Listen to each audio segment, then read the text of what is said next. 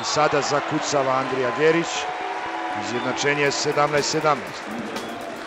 Sada nastupa odlučujući period kada se radi o pobedniku prvog seta. Još jednom majstorija Gerića.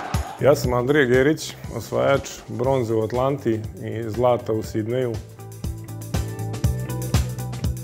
Pa sportska pokazala se ova olimpijada u Sidneju, iako sam ja bio dosta mlad tamo. A životna pobjeda je, mislim, imati porodicu, imati decu, to je po meni jako važno. A ako uspete da spojite i sport i porodicu, mislim da je to baš ono prazna.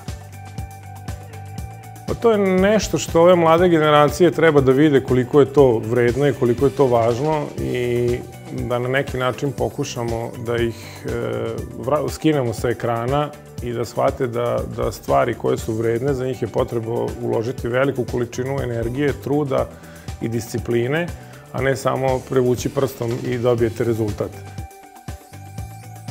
Potrebno je biti hrabar od samog početka i potrebno je verovati. Jer mislim da ako veruješ u sebe, da bez toga ne može i da veruješ i kad je teško i kada ne ide i da imaš neki svoj cilj i ideš ka njemu.